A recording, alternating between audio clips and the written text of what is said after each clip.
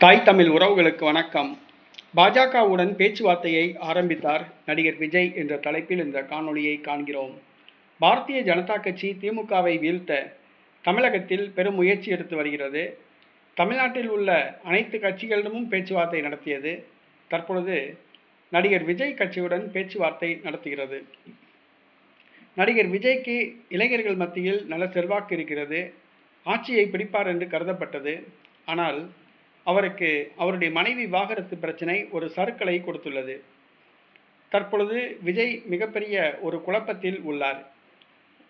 பிரச்சனைகளிலிருந்து எப்படி வெளியே வரப்போகிறார் என்பது தெரியவில்லை. இந்த சூழ்நிலையில் பாரதிய ஜனதா கட்சி நடிகர் விஜயுடன் பேச்சுவார்த்தை நடத்தியுள்ளது. அதாவது, வருகிற சட்டசபை தேர்தலில் தாங்கள் போட்டியிட்டால் படுதோல்வி அடைவீர்கள். பாஜக அதிமுக கூட்டணியில் இணைந்து போட்டியிடுங்கள். தங்களுக்கு 50 தொகுதிகள் வரை தருகிறோம் என்று கூறியுள்ளார்கள். 70% பேச்சுவார்த்தை நிறைவடைந்து விட்டதாக கூறப்படுகிறது.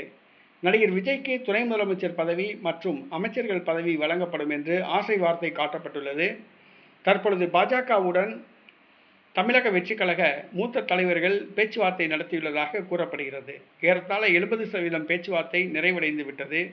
தேர்தல் அறிவிப்பு இன்னும் ஒரு சில நாட்களில் வெளிவர உள்ளது. இந்த சூழ்நிலையில் அதிமுக பாஜகவுடன் நடிகர் விஜய் கூட்டணி அமைக்க சம்மதித்துள்ளதாக கூறப்படுகிறது.